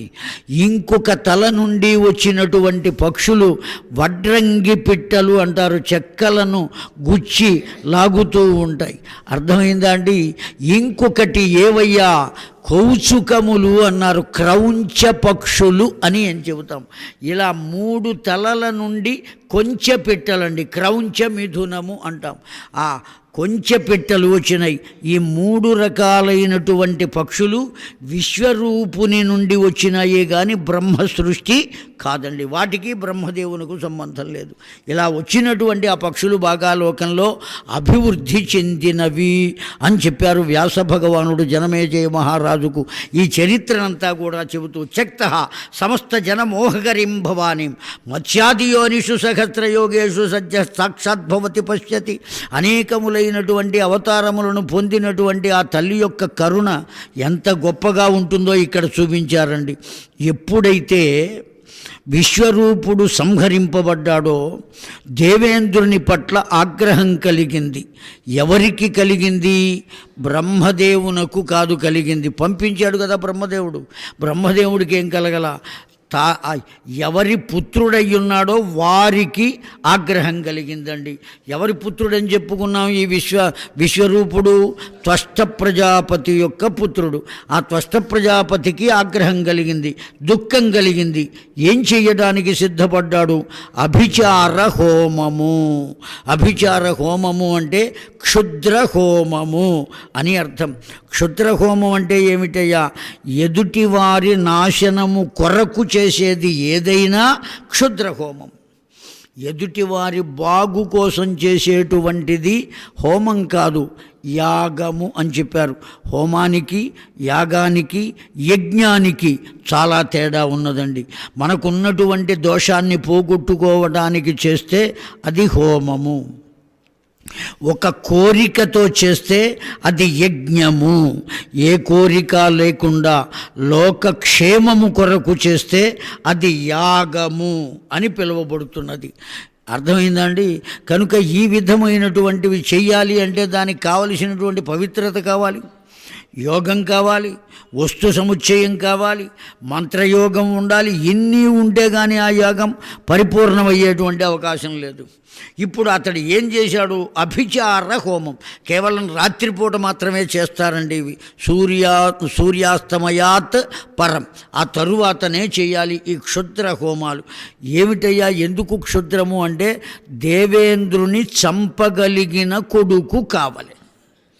ఈ త్వష్ట ప్రజాపతికి ఎవరు కావాలండి? ఇప్పుడు ఓ కొడుకు కావాలి. ఆ కొడుకు ఎట్లా? తన భార్య వల్ల పొందడం కాదట, హోమగుండం నుంచి రావాలి, ఆ పవిత్రమైనటువంటి హోమగుండం నుంచి. దాని కొరకు నేను యజ్ఞం చేస్తున్నానయ్యా, అభిచార హోమము, క్షుద్ర హోమము. వచ్చినవాడు ఏం చేయాలా? పిల్లవాడు దేవేంద్రుని సంహరించాలి. కనుక ఇంకొకరిని సంహరించుట కొరకు చేసింది కనుక దాన్ని అభిచార హోమము, క్షుద్ర హోమం. మనకేమనిపిస్తుందంటే, ఏమండి దేవేంద్రుడు తప్పు చేశాడు కదా, ఆ తప్పు చేసిన వాడి మరణం కోసం కదా చేస్తున్నది, ఇందులో దోషం ఏమున్నది? అభిచారం ఎట్లా అవుతుంది, క్షుద్రం ఎట్లా అవుతుంది అనేటువంటి ప్రశ్నలు మనం వేస్తాం. వాడు తప్పు చేస్తే వాడిని శిక్షించేవాడు వేరే ఉన్నాడు. మనమెవరం శిక్షించడానికి మన ఇష్టం వచ్చినట్టు మనం శిక్షించరాదు. ఎవరు శిక్షను అందించాలి? ఎటువంటి తప్పుకు ఎటువంటి శిక్ష వేయాలో ఆ న్యాయ నిర్ణయం చేసేవాడు ఎవరయ్యా అంటే సాక్షాత్తు పరాత్పరుడే. యమధర్మరాజే ఆ పని చేస్తున్నాడు అంటే ఆ యమధర్మరాజు రూపం ఎవరిదయ్యా అంటే భగవంతుడిదే. ఆ సందర్భంలో యమధర్మరాజుగా ఉన్నాడు ఆ భగవంతుడు ఆ పని చేసేటప్పుడు. ఆ సందర్భంలో చిత్రగుప్తుడుగా ఉన్నాడు ఆ భగవంతుడు ఆ పని చేసేటప్పుడు. ఏ పని చేసేటప్పుడు ఆ పేరుతో ఆ రూపంలో ఉండేది కేవలం భగవంతుని శక్తే తప్ప అన్యమైనటువంటిది కాదు. సర్వం ఖలు ఇదం బ్రహ్మ, అంతటా నిండి ఉన్నటువంటిది కేవల పరబ్రహ్మమే, అంతే తప్ప ఇంకొకటి లేదు. మనం స్త్రీగా భావిస్తే అమ్మవారు అని ప్రార్థిస్తున్నాం, పురుషునిగా భావిస్తే అయ్యవారు. శ్రీమద్భాగవతంలో ఏ ఏ కథలు ఉన్నాయో దీంట్లో కూడా అవే ఉన్నాయండి, దేవి భాగవతంలో కూడా. కాకపోతే శ్రీమద్భాగవతంలో కృష్ణ పరమాత్మ చేత సంహరింపబడిన వాళ్ళు ఉన్నారు, దేవి భాగవతంలో అమ్మవారి చేత సంహరింపబడిన రాక్షసులు. అక్కడ రాక్షసులే ఇక్కడ రాక్షసులే, అది భాగవతమే ఇది భాగవతమే. దానికి 18,000 శ్లోకాలే, దీంట్లోనూ 18,000, 12 స్కంధాలు, ఇక్కడ 12 స్కంధాలే. కనుక నీ భావన మాత్రమే అమ్మవారు, కానీ అక్కడ ఉన్నది వస్తువు ఏదయ్యా అంటే పరబ్రహ్మము. ఆ పరబ్రహ్మంగానే భావించు. నీ భావన ఒకవేళ శివుడైతే శివుడనే అనుకో, కానీ అక్కడ ఉన్నది మాత్రం ఎవరు అంటే పరబ్రహ్మము. నీ భావన రాముడు అయితే అక్కడ ఉన్నవాడు రాముడే అనుకో, ధనుర్బాణాలు కోదండ రామ అని ప్రార్థించు, కానీ వాడెవ్వరు అంటే పరబ్రహ్మము. ఆ రూపంలో ఉన్నాడు. నీకు ఏది ఇష్టమైతే దాన్ని పూజించు, కానీ నిన్ను కరుణించేది మాత్రం ఎవరయ్యా అంటే వాడే. Through proper channel. ఎవరి ఏ రూపంతో నువ్వు ప్రార్థించినా ఆ రూపంతోనే వాడు నీ కోరికలు తీరుస్తాడు. ఎవరయ్యా తీరుస్తున్నది అంటే పరబ్రహ్మము. ఎవరయ్యా నిన్ను తరింపజేస్తున్నది? ఆ పరబ్రహ్మము. కనుక ఉన్న భగవంతుడు ఒక్కడే అనేటువంటి స్థితిని మనం పొందగలిగితేనే భక్తి నిలబడుతుంది. ఏమండి, మోహముపేక్ష సర్వ పుణ్యం కరోత్యజ పాపయించ కరోతియతు. పుణ్యం చేయకపోతే చేయకపోయావు, పాపం ఎందుకు చేస్తున్నావయ్యా? అభిచార హోమం అయినా మొదలుపెట్టాడా?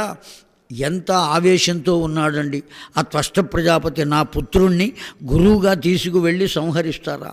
ఒకరి జోలికి వచ్చినవాడు కాడే, ఎవరిని విమర్శించినవాడు కాడే, నిరంతరము వేదాధ్యయనం చేస్తూ వేద అధ్యాపనం చేయిస్తూ లోకాలనన్నిటినీ దర్శిస్తూ ఉండేటువంటి నా పుత్రుడు ఎవరి జోలికి వెళ్ళనటువంటి వాడిని నిర్దాక్షిణ్యంగా ఇలా అతన్ని సంహరిస్తాడా దేవేంద్రుడు? దేవేంద్రుని సంహరించగలిగిన పుత్రుడు నాకు కావాలి. జాగ్రత్తగా వింటున్నారు కదండి. ఇప్పుడు నేనేమని చెప్పాను? దేవేంద్రుని సంహరించగలిగిన పుత్రుడు. దేవేంద్రుని అని ఎప్పుడైతే అన్నాడో ఏ విభక్తి ఉండాలక్కడ? నిన్నులను కూర్చి గురించి ద్వితీయ విభక్తి అని చెబుతున్నది. ఆ దేవేంద్రుని సంహరించగలిగిన కొడుకు అని సంకల్పం చెప్పాలి అంటే ఆ సంకల్పం ఏ విభక్తిలో చెప్పాలి?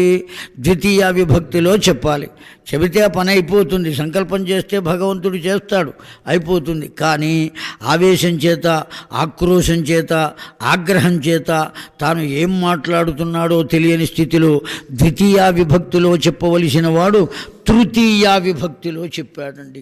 తృతీయ విభక్తి ఏమని చెబుతున్నది? చేతంచేంతోడంతోన్ అని. దేవేంద్రుని చంపగలిగిన పుత్రుడు అని అనవలసింది పోయి దేవేంద్రుని చేత చంపబడే పుత్రుడు అన్నాడండి. కనుక మనం దేన్ని వదిలిపెట్టాలని పాఠం చెప్పిందండి దేవీ భాగవతం. ఆగ్రహం మంచిది కాదు, విచారణ మంచిది. నీకు కష్టం కలగకుండా ఉండదు. కష్టం కలిగినప్పుడు నువ్వేం చేయాలి? కాసేపు మాట్లాడకుండా ఎక్కడికైనా బయటికి వెళ్ళిపో. ఆ కష్టం తగ్గిన తర్వాత, ఆ బాధ తగ్గిన తర్వాత లోపలికి రా. మళ్ళీ ఆ కోపంతో ఉంటే ఏ వస్తువుని ఎక్కడికి వేస్తావో తెలియదు, ఏం చేస్తావో తెలియదు. కనుక ఆ ఆగ్రహాన్ని తగ్గించుకోవాలి అంటే రెండు మార్గాలు: కనపడకుండా వెళ్ళిపోవటం, లేదా మాట్లాడకుండా ఉండటం. అనవసరంగా నువ్వు మాట్లాడావా, అవతల వాడు 4 మాట్లాడతాడు, నువ్వు 6 మాట్లాడితే వాడు 10 మాట్లాడతాడు. మొత్తం అంతా చుట్టుపక్కల వాళ్లకు టిక్కెట్టు లేకుండా సినిమా కనపడుతుంది, ఈ ఇంట్లో జరిగే విషయం అంతా. కనుక ఏం చేయాలి? ఏ విధంగా ఉండాలి? అంత దివ్యత్వాన్ని కించత్వయా పురా ప్రోక్తం తథా భవతు తే పుత్రం.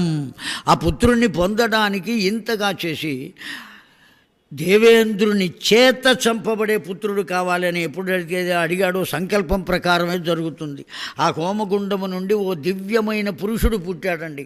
ఆ పుట్టినటువంటి దీనార్తినాశన పరే పరమర్థతత్వే ప్రాత్వాంతధంగ్రికమలం శరణం సదైవ యోవై భవతు తే మన్నామం కిం భవేత్ మత్కర్తవ్యం తదేవ భవతః.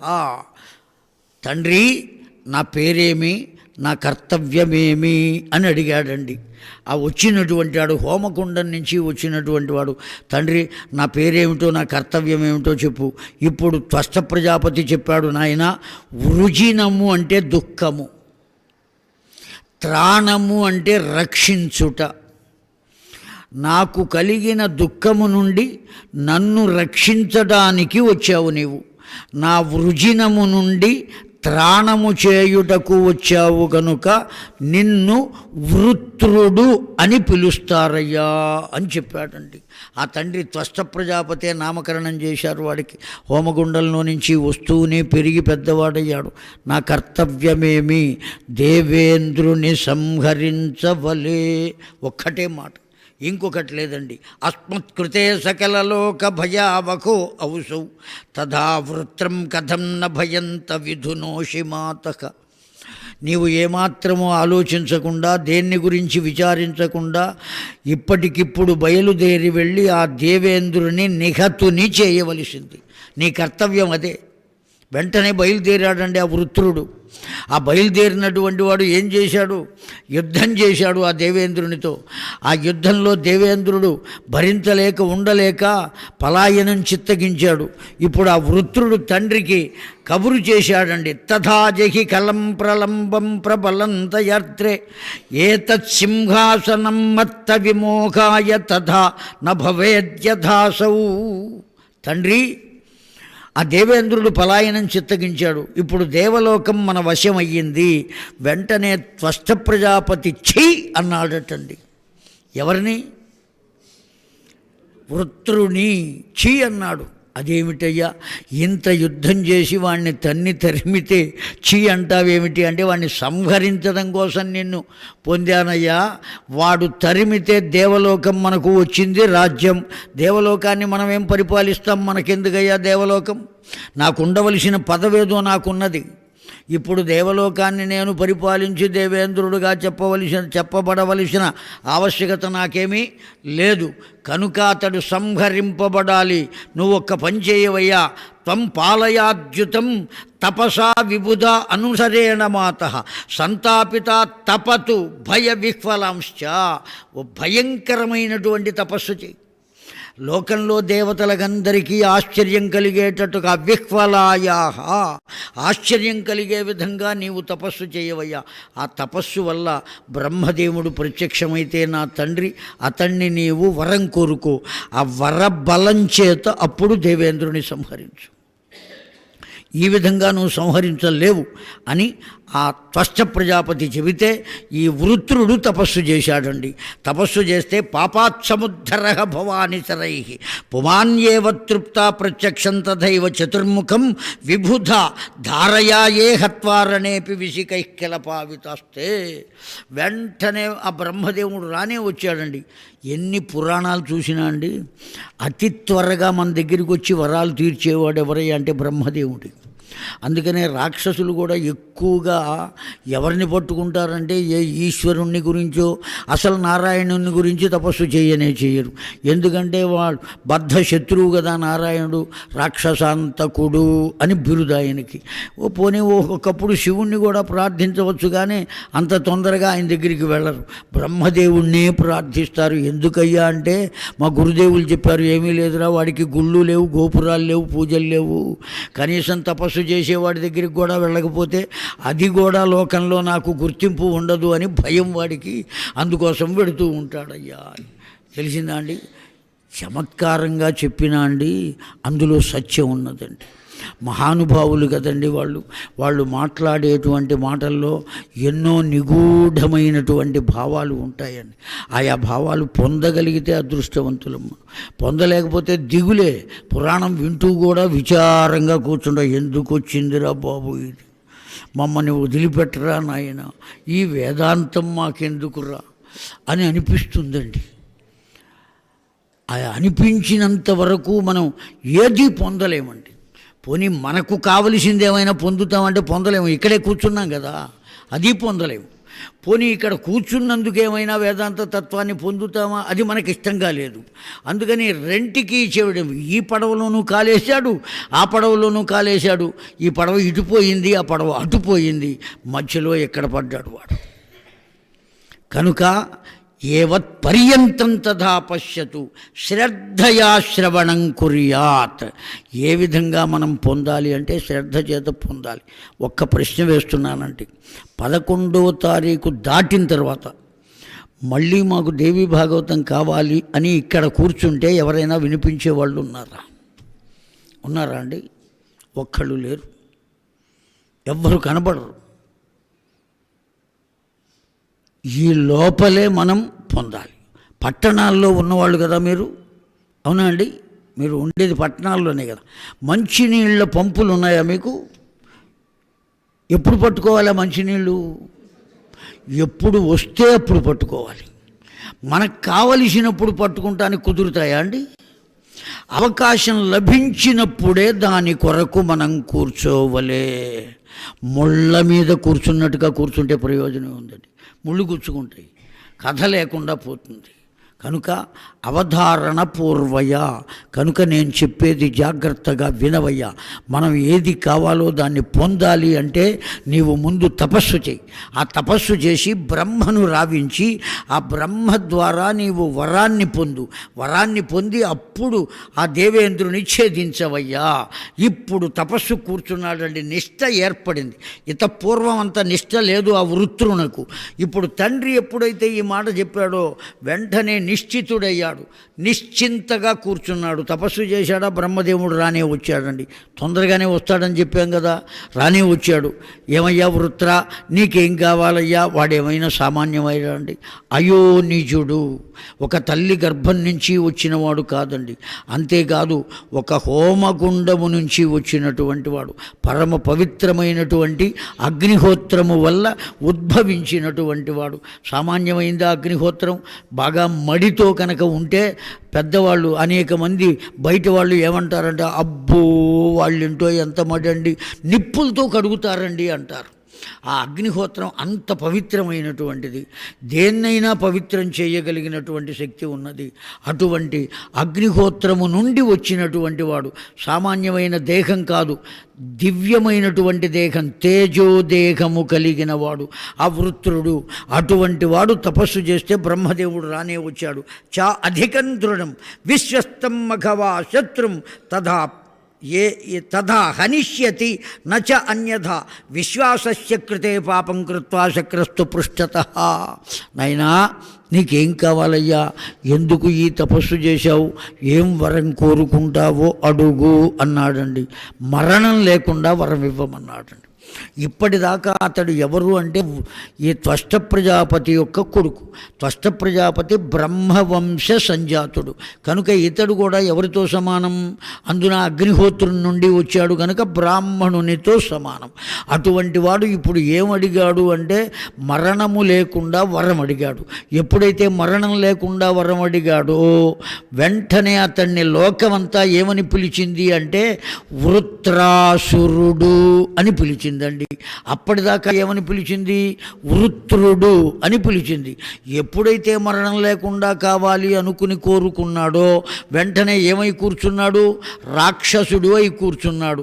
అందువల్లనే వృత్ర అసురుడు, వృత్రాసురుడు అని పిలిచారు. బ్రహ్మదేవుణ్ణి మరణం లేకుండా వరం అడిగితే కొద్దిగా అవకాశం ఉంచి అడగవయ్యా, మరణం తప్పదు ఎవరికైనా. సించతే మయాధికారంతు తథా నశించతి వ్యవస్థ, ప్రాణం తృప్తయా న తృప్తయా ప్రాణ వ్యవస్థిత, తథైవ ఆయుధం నమే ప్రవర్తయా మరణం సంభావయతు.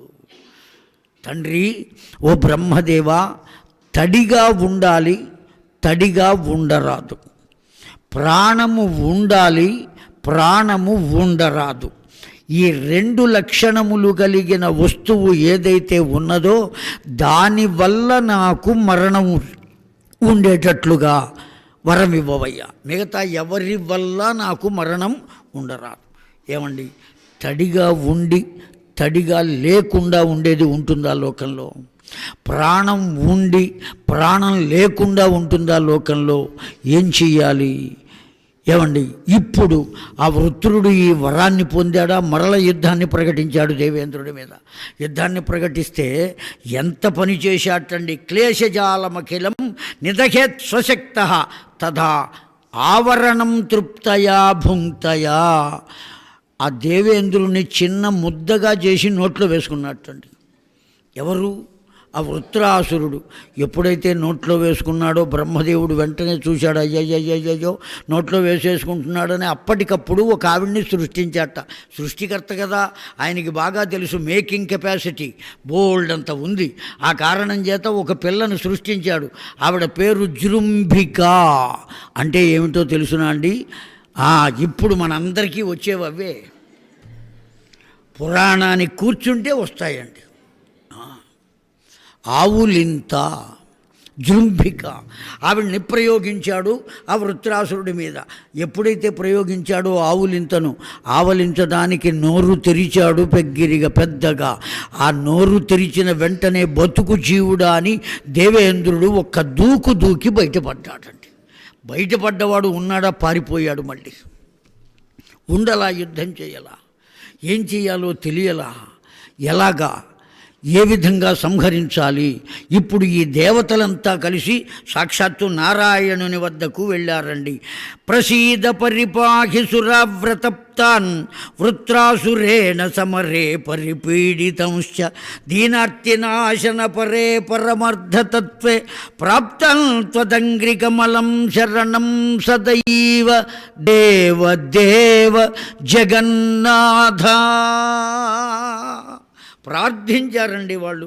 ప్రార్థించి ఇలా జరిగిందయ్యా, ఏం చెయ్యాలయ్యా అన్నారు. ఎప్పుడైతే ఆ మాట అన్నారో ఒకసారి ఆ వరమిచ్చిన బ్రహ్మదేవుణ్ణి పిలవమన్నాడు విష్ణుమూర్తి. అడిగిన వాడికల్లా దుడ ఇస్తూనే ఉంటాడు వరాలు. ఎట్లా ఇచ్చాడో ఏంటో తెలుసుకుంటే దాన్ని గురించి కదా మనం ఆలోచించవలసింది. ఆ వరం ఇచ్చినటువంటి బ్రహ్మదేవుడిని పిలవమన్నారు. పిలిస్తే ఏం వరం ఇచ్చావయ్యా? అలా తల దించుకునే చెప్పాడు బ్రహ్మదేవుడు. 4 తలలు కదండి, 4 వంచేశాడు. వంచి ఈ విధంగా వరం ఇచ్చాను. చాలా మంచి పని చేశావు నాయన, ఇప్పుడు ఏం చేయాలి? దీర్ఘాలోచన చేసినటువంటి జగన్నాథుడు, జగన్నాటక సూత్రధారి సాక్షాత్తు నారాయణుడు చెప్పాడు, నాయన మీ ఆయుధములు ఎవరికిచ్చారు అంటే దధీచికి ఇచ్చారు.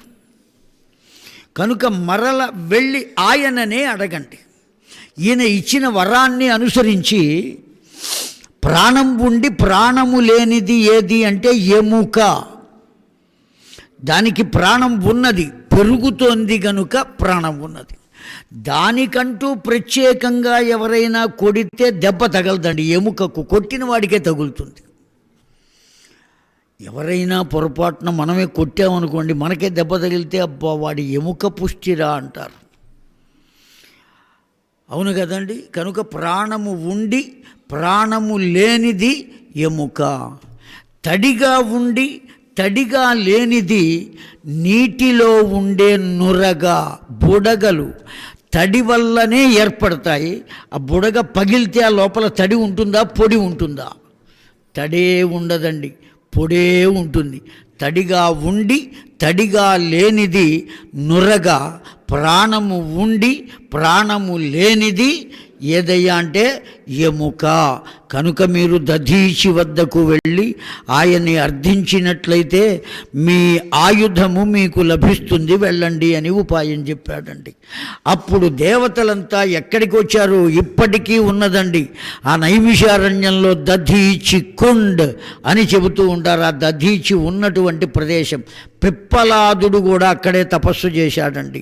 అక్కడ వ్రాయబడి ఉంటుంది పిప్పలాదుడు తపస్సు చేసిన ప్రదేశం ఎంత దివ్యమైనది. కేవలం రావి పళ్ళు తిని, తల్లి పెంచకపోతే ఆ రావి పళ్ళు మాత్రమే తిని బ్రతికి చిట్ట చివరికి నారదుని చేతికి లభించిన వాడు, నారదుని చేత ఉపదేశము పొందినటువంటి వాడు.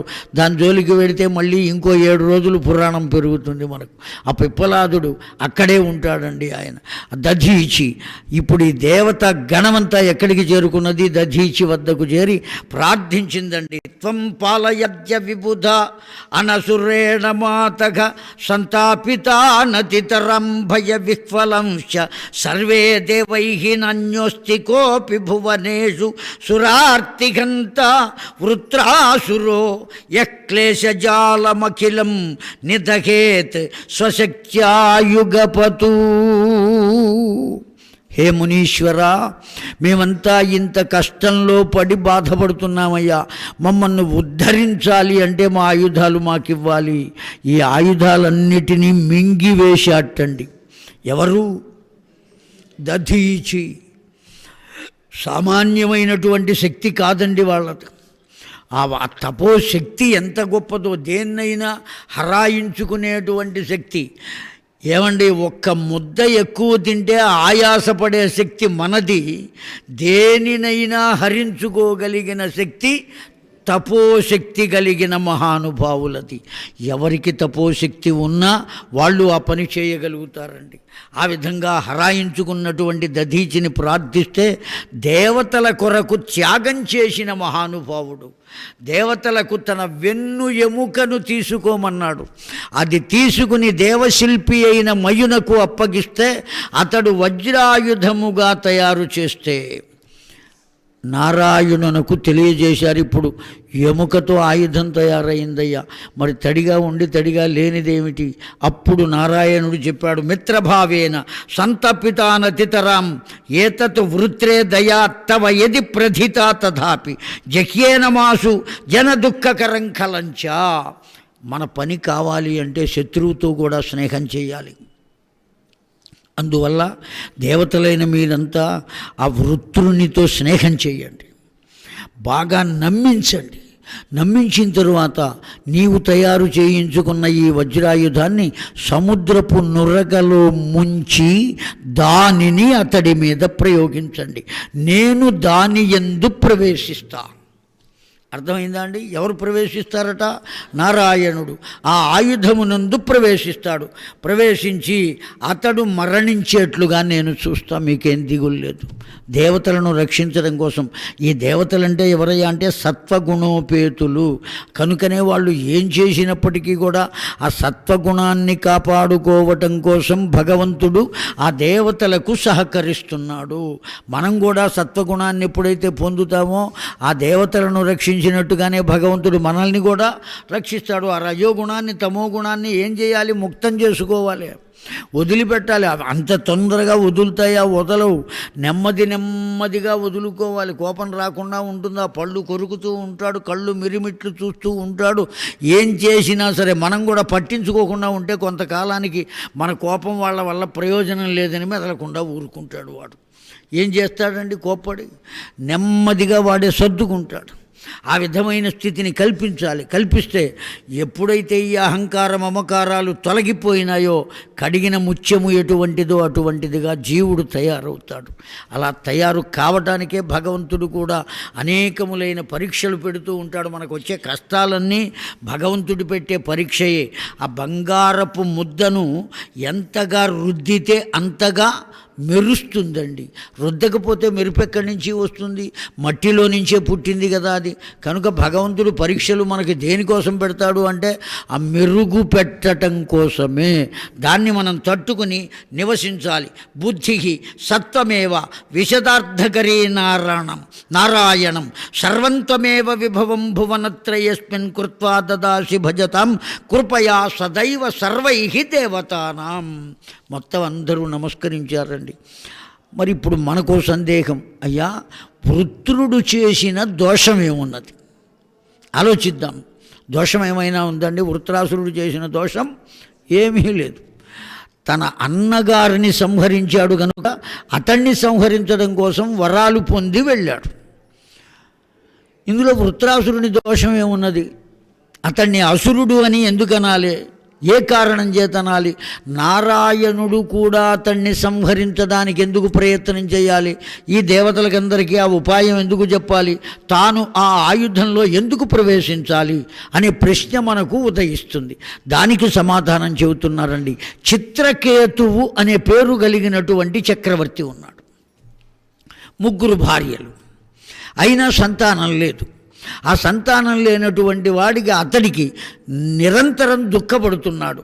ఆ దుఃఖపడుతున్న సందర్భంలో 2 సాధువులు వచ్చారు అతని ఆస్థానానికి. ఆ సాధువులను పాదములంటి నమస్కరించి ప్రార్థించాడు.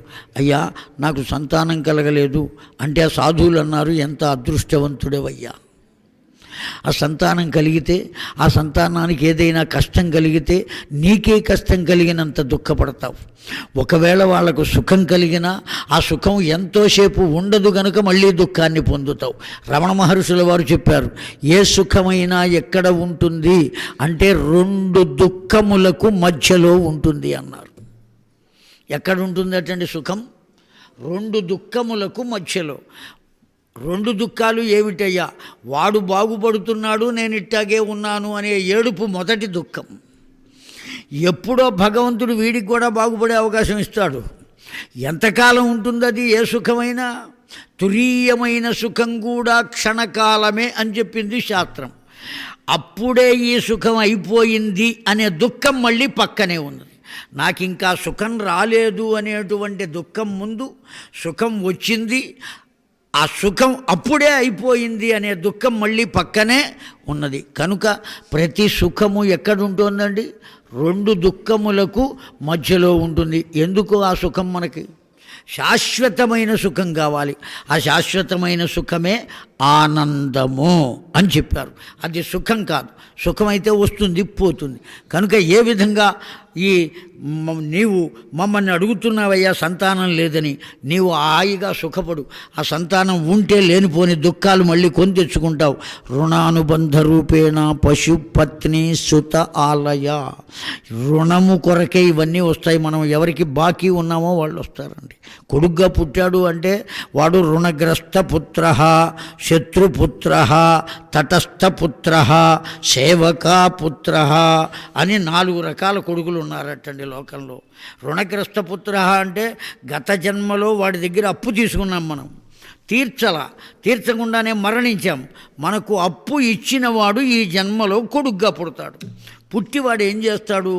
గత జన్మలో కదా వాడు ఇచ్చింది వడ్డీ, బారు వడ్డీ, చక్ర వడ్డీ, ఇంకేమైనా వడ్డీలు కూడా ఉంటే అవి కూడా వేసి వసూలు చేస్తాడు. ఆ కొడుగ్గా వచ్చినవాడు వాడు రుణగ్రస్త పుత్ర, శత్రుపుత్ర. వీడు అవునంటే వాడు కాదంటాడు, వాడు కాదంటే వీడు అవునంటాడు. వీడు శత్రుపుత్రుడు. తటస్థ పుత్ర, వీడు ప్రమాదకరమైన వాడు.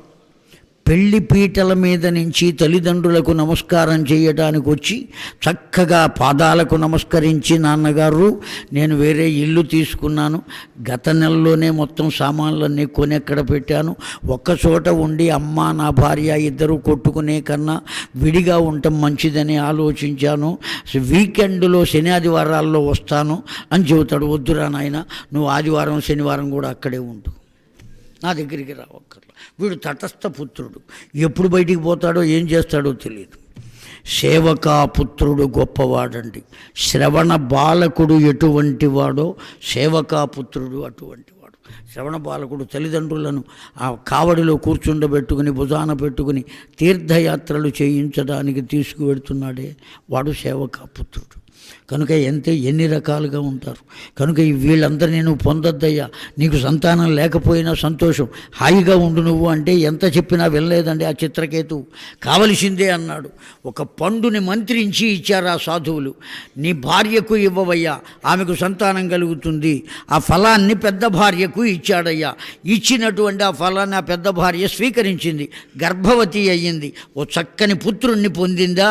మిగిలిన ఇద్దరు భార్యలకు అసూయ కలిగింది. ఈ అసూయతో ఏం చేశారు?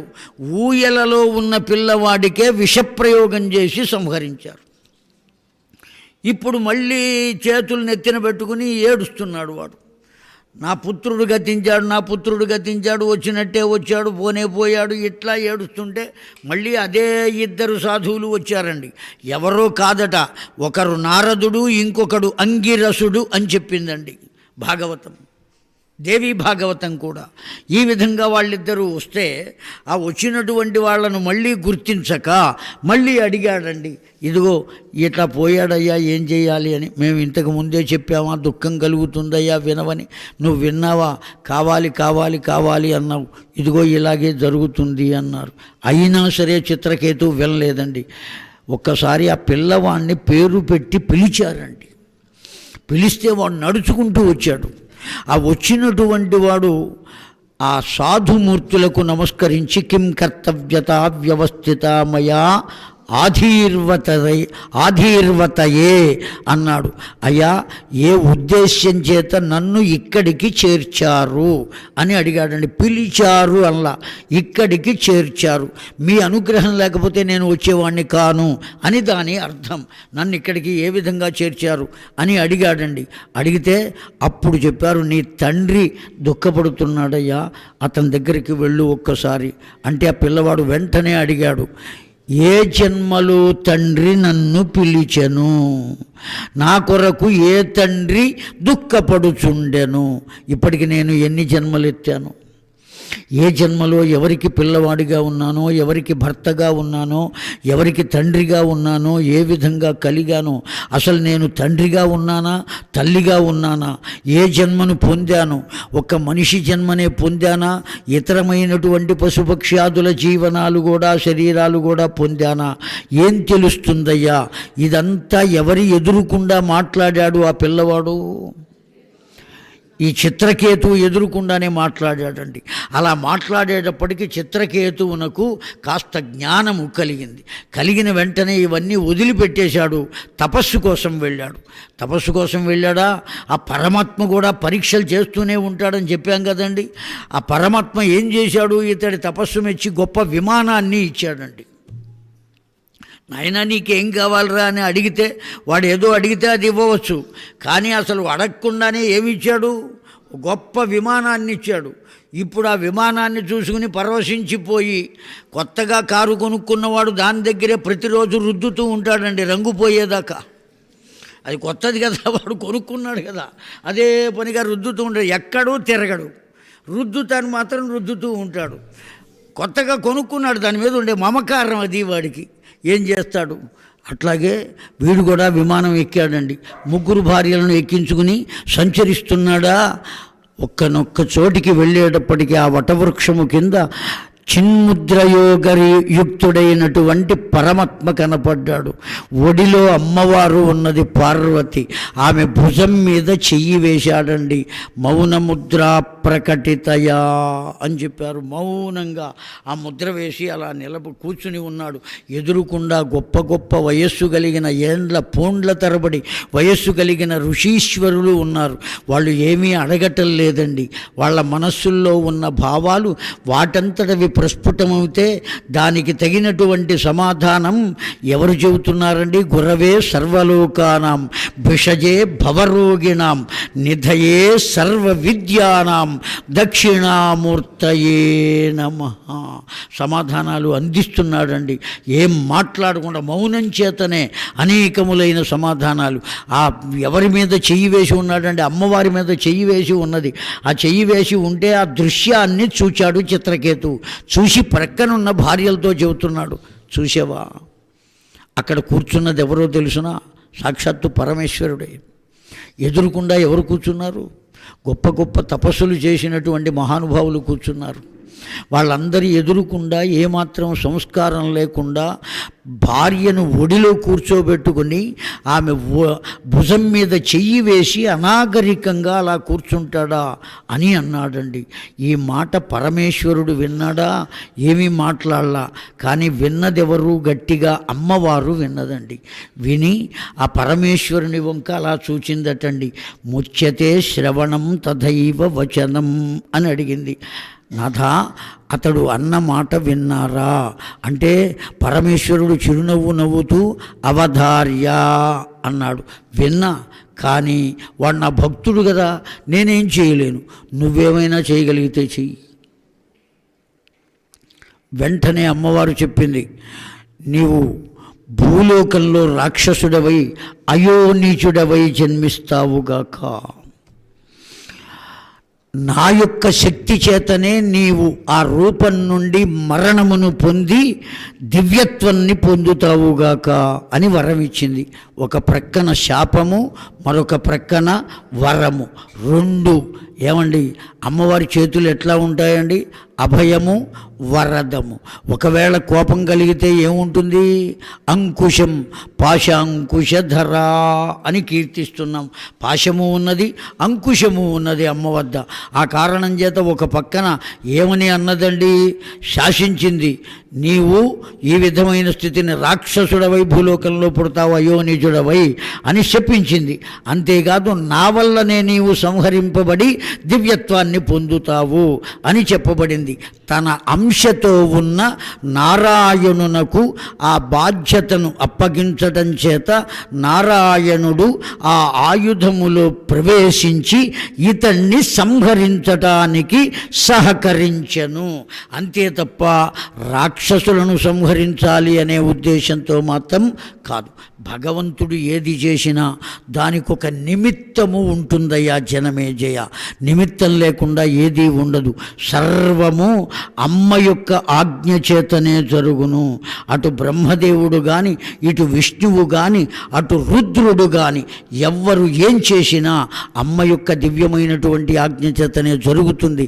ఆ ఆజ్ఞ వల్లనే ఈ వృత్రాసురుడు అనబడేటువంటి వాణ్ణి ఆ ఆయుధంతో వజ్రాయుధాన్ని నురగలో ముంచగా దాని యందు నారాయణుని యొక్క దివ్యమైన శక్తి ప్రవేశించగా ఆ ఆయుధమును వృత్రాసురుని పైన ప్రయోగింపబడటం చేత వృత్రుడు సంహరింపబడే. జయ జగదంబ విశ్వపాలిని మాతకు జయ దుర్గే జయ దుర్గే జయ జయ దుర్గే జయ దుర్గే.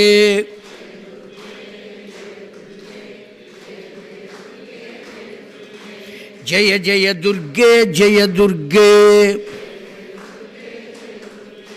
జయ జయ దుర్గే జయ దుర్గే జయ జగదంబ విశ్వపాలిని మాతకు జై. హర నమ పార్వతీపతయే హర హర మహాదేవ హర. రేపు ఉదయం మరల 9:30 కలుసుకుని తరువాతి చరిత్రను మనవి చేసుకుందాం అని తెలియజేస్తూ స్వస్తి స్వస్తి ప్రజాభ్య పరిపాలయంతాం న్యాయేన మార్గేణ మహిం మహీషాః గోబ్రాహ్మణేభ్యః శుభమస్తు నిత్యం లోకాః సమస్తాః సుఖినో భవంతు. కాలే వర్షతు పర్జన్యః పృథివీ సస్యశాలిని దేశోऽयं క్షోభరహితో బ్రాహ్మణాః సంతు నిర్భయాః అపుత్రాః పుత్రిణः సంతు పుత్రిణः సంతు పౌత్రిణः అధనాः సధనాः సంతు జీవంతు శరదాం శతం. కాయేన వాచా మనసేంద్రియైర్వా బుద్ధ్యాత్మనా వా ప్రకృతే స్వభావాత్ కరోమి యద్యత్ సకలం పరస్మై ఏతత్ శ్రీమద్దేవి భాగవత మహాపురాణ ప్రవచన శ్రవణ సత్ఫలం లోక కళ్యాణార్థం తత్సత్రి భ్రమరాంబా సహిత మల్లికార్జున దివ్యచరణారవిందార్పణమస్తు. హరి ఓం తత్సత్. స్వస్తి.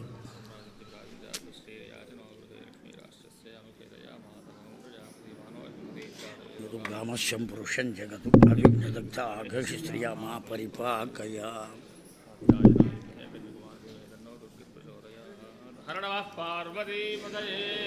హర మహాదేవ హర.